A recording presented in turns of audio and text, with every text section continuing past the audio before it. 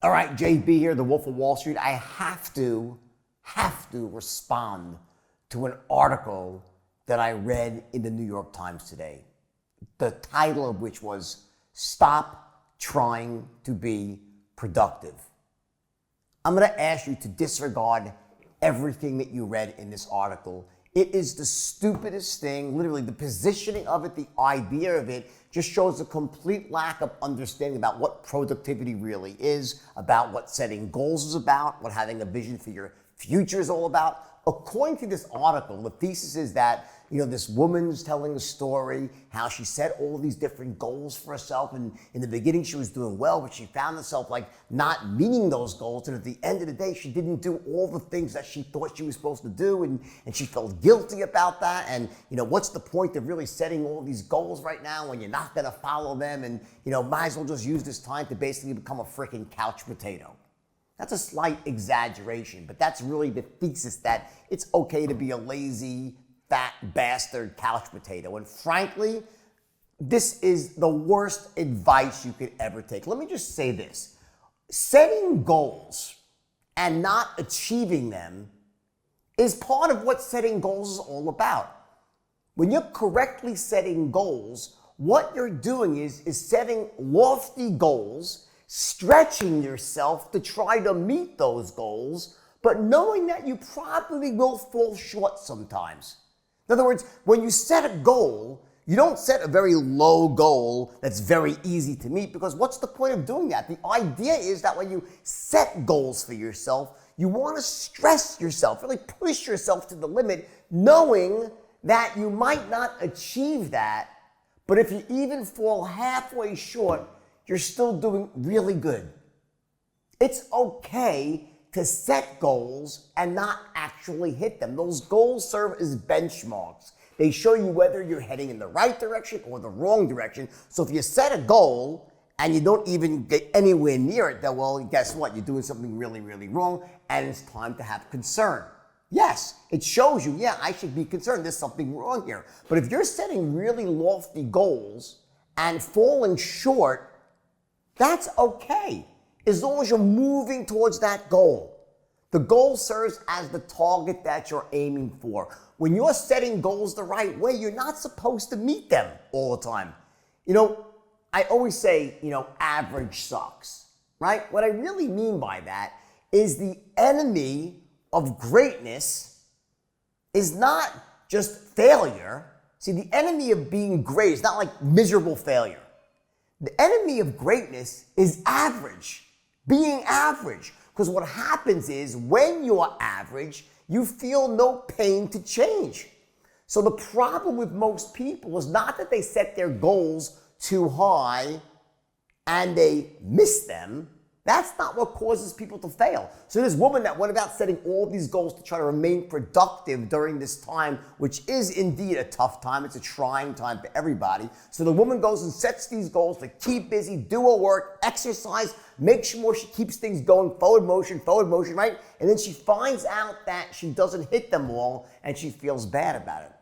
That's not a bad goal setting strategy. That's a lack of understanding about what goals really mean.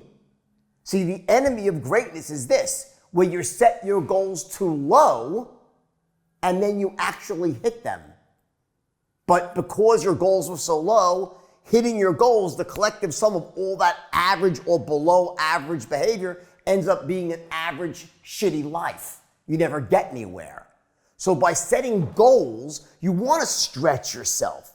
You want to go above your comfort zone, push yourself with your goals, knowing that goal serves as the target to aim for. It's not where your emotional investment is. You can't be emotionally invested in your goal, saying if I don't hit this goal, I'm going to be miserable and I'm a terrible human being and I failed miserably. That's just not what goals are about. That's not where your emotional investment lies. Your emotional investment is in your vision for the future. Where do you see yourself in 3 to 5 years from now, and why does that matter to you? That's your vision for the future, a fully integrated vision with your why, your WHY. Why does this vision matter to me? Why do I want to achieve what I'm looking to achieve? And then that's that vision that sits on top. That's what you're emotionally invested in. All these goals that you set along the way, they serve as stopping off points, these roadmaps, almost like signs to show you if you're heading in the right direction or the wrong direction. In other words, the road to success is paved with what? Success. It's the sum of all these successful actions and moves that you make. The road to success is not paved with failure. Anymore, the road to happiness is paved with what? Happiness. It's not like a lot of unhappiness gets you to a point of happiness. The road to happiness is paved with happiness. Lots of little happy moments lead to ultimately a happy life. The whole idea that because of the coronavirus and because of these lockdowns, you now have the right to be a fat, lazy bastard. And I say that as a euphemism here, not that you're overweight. I'm talking just a lazy person that uses this as an opportunity to give up on their hopes and dreams and says to themselves, you know what? It's okay.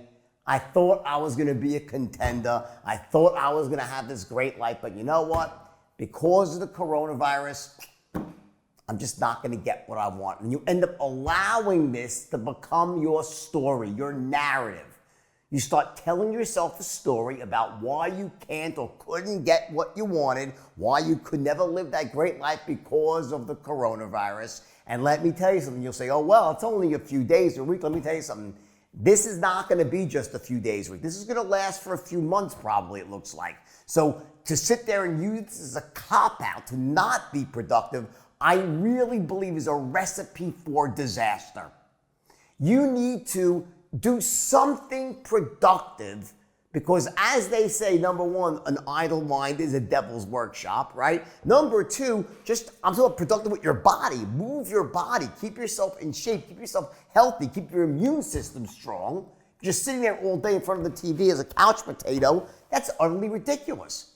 This is a time where you literally can educate yourself, grow yourself, whether it's in a business skill or just a hobby, something. It could be anything. Playing the guitar, going out into your yard if you live in a house, right? Just going out and doing something that you've always wanted to do. Whether it's about making money or not, that doesn't matter. The point is that this is no excuse not to be productive. Now, you don't have to be more productive than you ever were. It's not like, okay, this is my moment now, I have to be extra productive. No. And if you want to be, listen, I'm personally using this as a time to really dig into those skill sets that I want to improve, things I want to spend more time on, because I do have extra time now, right? I'm not traveling as much. So yeah, for me, I'm a very success-oriented person. So I'm doing that. I'm using the extra time to my benefit. But I'm not even saying you have to become this machine now if that's not your nature. Like every second's got to be accounted for. But what's not okay is to use this as an opportunity or the reason why you should ratchet down your hopes, your expectations, your dreams for your future of your family. And let me tell you something, it starts just like this. Insidiously, with reading articles like this, like it's okay to be lazy, it's okay to give up on things temporarily, only because now is a tough time. Temporary things have a way of becoming habit really, really quickly.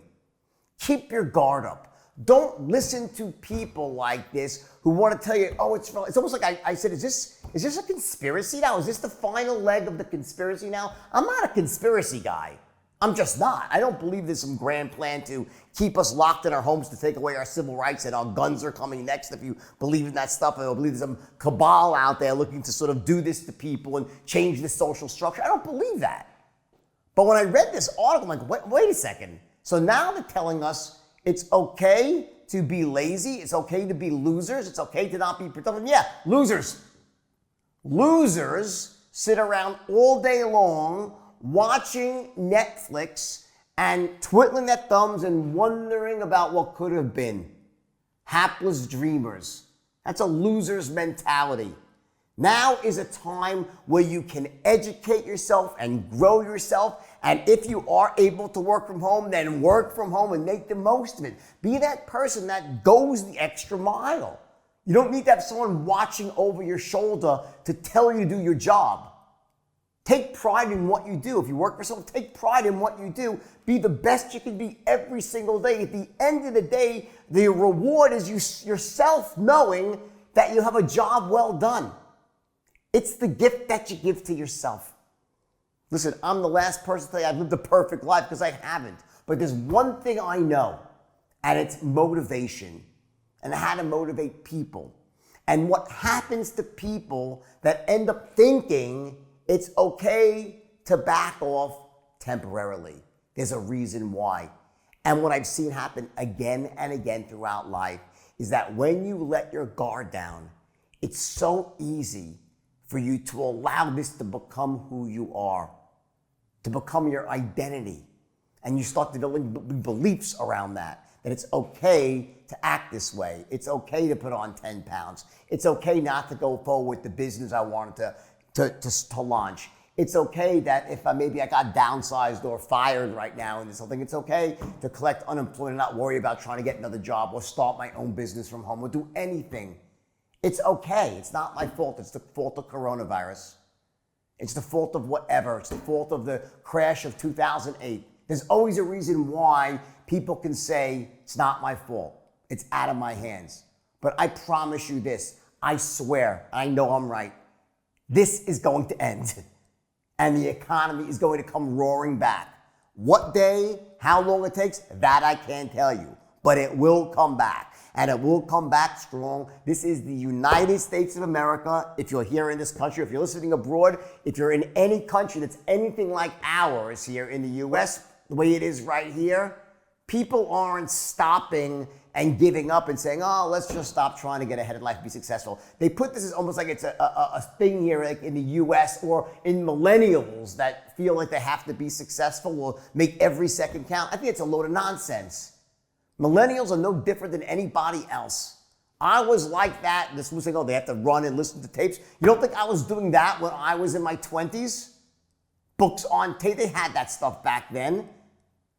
The more things change, the more they remain the same, especially when it comes to what makes people tick and why people succeed and why they don't. And the first step towards failure starts right up here with you giving up, with you allowing it to be okay to not try to be the best you can be every single day. That's how it starts. And it's insidious. It starts as it's just temporary. As soon as this is over, I'll bounce back and become the person I was.